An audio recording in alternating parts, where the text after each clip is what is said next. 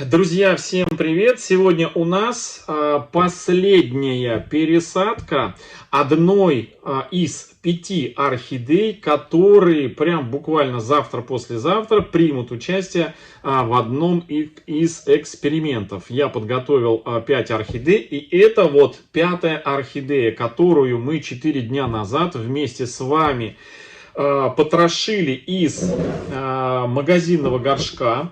Это, друзья, тайный подарок. Да, тайный подарок уценки. Были некоторые непонимания зрителей нашего канала, которые не могли состыковать две вещи. Почему это тайный подарок? Но если это подарок, то почему тогда купленная как уценка, то есть купленная за деньги? Друзья, еще раз объясняю, что продавец одного из сетевых магазинов в очередном праздничном на 8 марта завозе орхидей в их магазин заметила вот эту вот орхидею. Это темный биглип. Она является зрителем и подписчицей нашего канала. Она просила не называть магазин, потому что руководство магазина сети ее по головке не погладит за то, что она вот сделала. Значит, эта орхидея была не товарного вида среди поступивших в продажу орхидей. У нее всего был всего один цветочек на поломанном цветоносе. И эту орхидею никто не купил. Она смотрит наш канал и знает, что я собираю коллекцию на нашем канале орхидей биглипов. Она эту орхидеечку взяла и отнесла, уценила. Знаете, когда орхидеи не распродают, орхидея начинает портиться или еще что-нибудь, теряет цвет, их уценяют и относят в уценочку. И она эту орхидею, грубо говоря, припрятала. Уценила и припрятала. И, собственно, знала, что я периодически захожу в магазин, делаю обзорчики, и в один из таких дней она меня, собственно говоря, и увидела. Обратилась ко мне и предложила по уценочной цене приобрести вот эту орхидею. Конечно, она хотела, чтобы подарить, но я не могу, я не люблю, когда вот так вот люди пользуются своим положением. И в общем, я купил по уценке эту орхидею. Точно так же купил, как одна из зрительниц, которая узнала меня в магазине, предложила мне сперва в подарок орхидею свою, которую ей подарили. В общем, которая, не помню, появилась у нее. История там такая была. Но я у нее ее купил по той цене, которая была указана на ярлычке. В общем, это, друзья мои, тараканы в голове. И, в общем, вот это вот, значит, тайный подарок, потому что сама продавец просила не называть ее, не называть тот магазин, в котором это все произошло, чтобы ее не наказали. А подарок это потому, что она ее припрятала специально для меня в надежде, что я не откажусь пополнить коллекцию биглипов на нашем канале. Собственно, ладно, это вот в двух словах. Теперь о деле. Сегодня, друзья, вместе с вами хочу наконец-таки поместить в ее эту орхидею. Назвал я эту орхидею неизвестная уценка. Вот так вот назвал, темный биглип, потому что продавец сказал, что это какой-то темный биглип. Ну, мы посмотрим. Назвал я просто неизвестная уценка. И сегодня в этом видео я хочу просто аллюром быстренько ее пересадить. Пересадить в уже надежный, проверенный способ, без каких-то там всяких экспериментов. Почему? Потому что эксперимент над этой орхидеей будет заключаться не в посадке, а в дальнейшем стимулировании и уходе за этой орхидеей. Она одна из 5, которые примут у нас в проекте участие в этом. Значит, что мы с ней сделали с вами? Напомню, что из магазина мы ее получили. У нее желтел лист от основания. Мы сняли желтеющие листики. Значит, кому интересно, как мы эту процедуру с этой орхидеей проделывали, я оставлю ссылку в верхнем правом углу. Можно пройти посмотреть. В любом случае, все видео про биглипы, про все биглипы, которые у нас имеются в коллекции на канале, есть все видео в плейлисте, который так и называется «Орхидеи Big Lip». Вот так у нас называется плейлист. И там собраны все, абсолютно все видео, которые снимались с теми или иными процедурами, обзорами, покупками, распаковками, пересадками с орхидеями-фаленопсисами Big Lip. Big Lip — это орхидеи с большой губой. Big — большой, Lip — губа. Все просто. Big Lip, в принципе, еще спрашивают, отличается ли орхидея Big Lip по уходу от фаленопсиса. Нет, друзья, не отличается. Орхидея Big Lip фаленопсис и орхидея стандартного цветения фаленопсис, они абсолютно одинаковые в уходе. Отличаются только индивидуальными какими-нибудь особенностями того или иного сорта. Так, ну что, значит, мы распотрошили в прошлом видео 4 дня назад эту орхидею и обработали эту орхидею в привикуре. То есть, это одна из орхидей, которая прошла замачивание в этом средстве, фунгицидном средстве. Я сперва хотел было обработать эту орхидею еще Аберон Рапидом, но потом подумал, посмотрел и не обнаружил у этой орхидеи вообще никаких следов присутствия каких-либо насекомых вредителей. Но я еще буду наблюдать, но я думаю, что если у нее что-то и имеется где-то в тканях в виде личинок или яиц из магазина, то они в любом случае успеют, сказать, отправиться на радугу в тот момент, когда эта орхидея дождется очередной профилактической обработки, которую я буду делать вот буквально с неделю на неделю. Ну, вообще планировал вот сейчас в конце марта, но сейчас у нас холодно, еще прохладно, еще зима не ушла. Я так думаю, что в апреле я сделаю обработку всей своей коллекции Аберон Рапидом. Ну и, соответственно, эта орхидея тоже попадет в эту обработку. Поэтому до этого момента, я думаю, ничего с ней не случится. В общем, сегодня мы ее пересаживаем. Пересаживать будем ее вот в это кашпо на размер побольше от того, в котором она сейчас находится. Вот вы можете сравнить. Пересаживать буду, друзья, все стандартненько, все надежненько и все для ленивого архамана, как я. Все будет все как мы любим. Это будет у нас фитиль моховой, вот из мха, мох влажный. Я уже все заранее приготовил. Сразу беру вот такую вот колбасень, делаю из фитиля. Я его прям скручиваю, сминаю. На самом деле не важно, где у мха верх или низ. По причине того, что мох не живой и уже без разницы, куда он там как находится. Вверх или вниз растет. Вот так вот я прям его, эту колбасу, уминаю. Вот так вот. На дно закидываю немножко дренажного слоя. Так, я не знаю, вам отражает. Я, наверное, вот так, если выключу подсветочку. Вот так, чисто чтобы у нас на дне были вот эти камушки, да. Это для того, чтобы у нас не соприкасалась кора, которую я сейчас буду закидывать сюда, в прямом контакте с водой. Чтобы только мох был в контакте, да? Чтобы мох касался воды при поливе и тянул воду со дна наверх и увлажнял внутренность этого горшка. Так, ну давайте примерим. Аккуратненько достаю. Почему, значит, я побольше взял? Потому что в диаметре, видите, корни, ну, немножко так, они, знаете, прям вот в аккурат подходят в маленькое кашпо.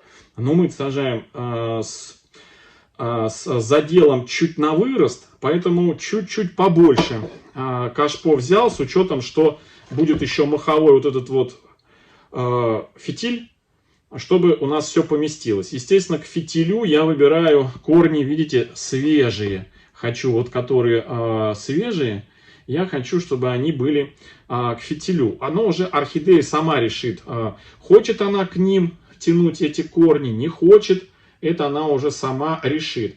И аккуратненько я прям вот так вот вставляю.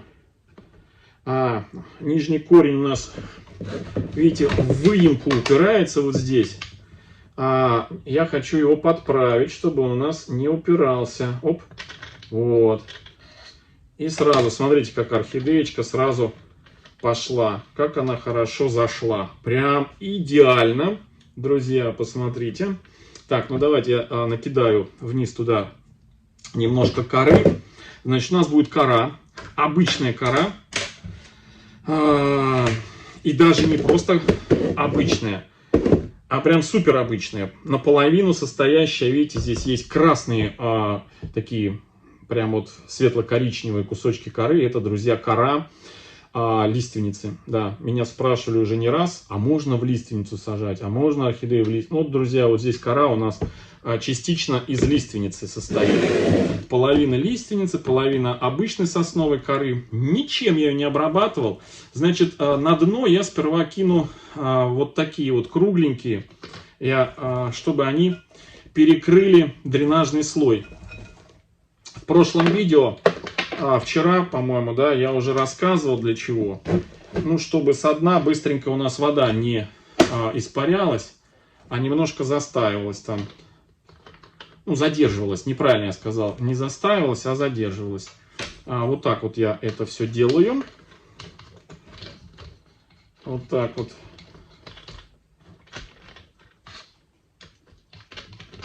Сегодня у нас посадочка быстрая, поэтому сейчас все аллюром сделаем. Вот так вот. Это средняя фракция коры. Она тут разная. Бывает и такими кусочками, прям вот кругленькими. А бывает вот такими вот пластинками. Ничего страшного в этом нету. Некоторые винят в неудачах посадки грунт, кору. На самом деле я хочу сказать, что нет неправильной коры.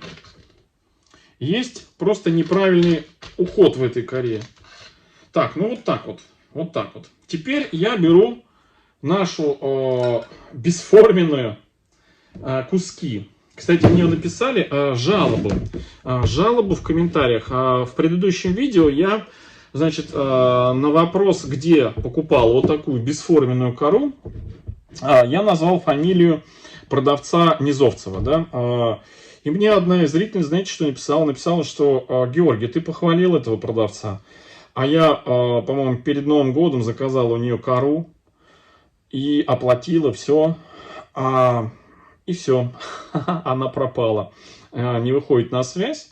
Говорит, я вижу, что кто-то заходит на ее аккаунт ВКонтакте, она прочитала мое сообщение, говорит, и все, то есть она не отвечает на сообщение, когда кора будет, что там с деньгами и так далее и тому подобное. Поэтому, друзья, нередко так бывает, что те продавцы и орхидей, и других полезностей для орхидей, похваленные мною видео, вдруг потом по каким-то причинам оказываются редисками. Ну, что-то где-то кого-то обижают. Друзья, меня просят, чтобы я обозначал, где у кого что я беру, я обозначаю. Что там, как и дальше происходит, я могу не говорить, что у кого я беру и покупаю. Вот. Но от этого же все равно вопросы не исчезнут, все равно задаете. Поэтому я за продавцов не хочу и не буду нести ответственности. Вот. Озвучивать, как оно есть, я могу. Вот там кто-то хорошо работает, потом плохо стал работать. Скажу, что плохо стал работать. Так, в общем, вниз я накидываю теперь покрупнее, вот в нижнюю часть, вот сюда, чтобы все это дышало и аэрировалось покрупнее. Под основание обязательно крупные куски вот туда запихиваю, вот, чтобы все вентилировалось. И самое главное, чтобы не повредить нам молоденькие корешки, которые уже проклюнулись, вот, чтобы их не зацепить.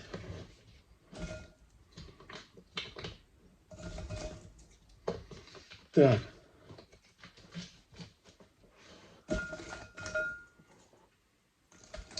Это как, знаете, как это, тетрис собираешь, да, вот каждый кусочек укладываешь. Да, поэтому я и выбрал побольше кашпо, потому что маленькое вот это кашпо сюда было бы проблематичнее бы все это дело запихивать. А сюда прям вот в это побольше прям очень хорошо подходит. Мне, кстати, очень часто задают вопрос, совет, Георгий, дай, в какой фракции лучше сажать кору, орхидею, в какую фракцию кору лучше всего взять. Друзья, нет такого вопроса, какая фракция оптимальна.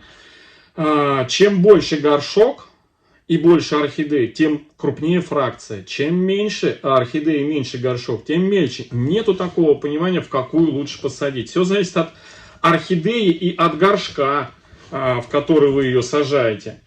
А не от того, в какой фракции орхидея будет лучше расти. Это все зависит от ее размеров и от размера горшка.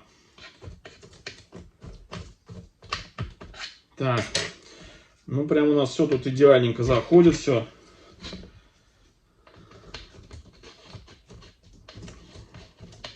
Вот. Сегодня она отдохнет. Я так думаю, что завтра тоже. И послезавтра, скорее всего, ну, может быть, завтра, не знаю, посмотрю по ее состоянию, мы ее вместе с остальными 4 орхидеями, в общем, 5 орхидей, мы начнем с ними интереснейший и увлекательнейший эксперимент, который я сам уже на самом деле уже давно жду.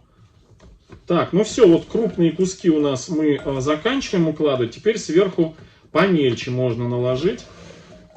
Помельче. Так, вот здесь у нас слишком большой получился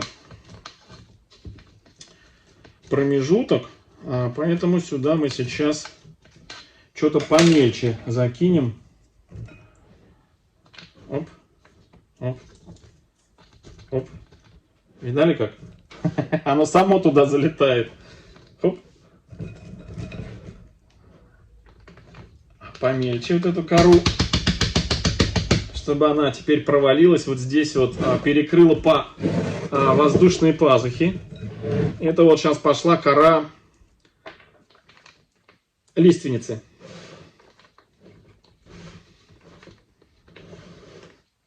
А потом сверху мы эту лиственницу мелкую мы прикроем крупными кусочками. Чуть-чуть беру пальчиками и приподнимаю орхидею за основание. И вот приподнимая, начинаю прихлопывать. И под нее раз-раз-раз утрамбовываются кусочками. И она прям, знаете, прям как влетая становится в горшке. Все. Она прям... Все, никуда. Она прям вот со всех сторон. Это, знаете, когда ямку вырывают для того, чтобы столб забетонировать. И вот берут столб, втыкают в эту ямку, а потом накидывают камни, кирпичи и немножко этот столб вот так вот шевелят, чтобы кирпичи улеглись и утрамбовались. И в распор взяли этот столб. И потом этот столб уже без бетонирования стоит в этой ямке как влитой. Но мы все-таки еще сверху подкинем крупненьких кусочков. Так, мох вот этот вниз я подтрамбую. Вот сюда вот, во. Все. Так, и теперь вот сверху куски положу крупные. Это я уже вчера или когда рассказывал, позавчера, что когда подойдет время поливать замачиванием, а сейчас первое время замачиванием надо будет, чтобы было удобно воду сливать, крупные придерживать пальцами, потом раз вот так слил воду, без проблем. Вот. Все, друзья. Все. Вот так у нас все это дело получилось.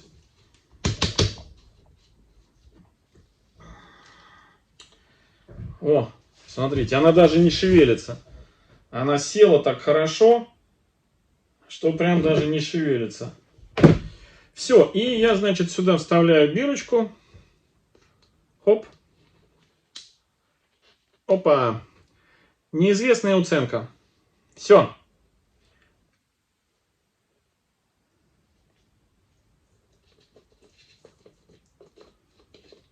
Так, что-то мне не нравится этот кусочек. Я плоский хочу какой-нибудь. Вот такой, что ли? О. О, друзья, все. Вот такая получилась, друзья, посадочка. Вот. Все здесь видать хорошо. И корни, и все. Вот. Все. Всем, друзья, хорошего настроения. Всем добра, здоровья. И до встречи в следующем видео. Всем пока-пока.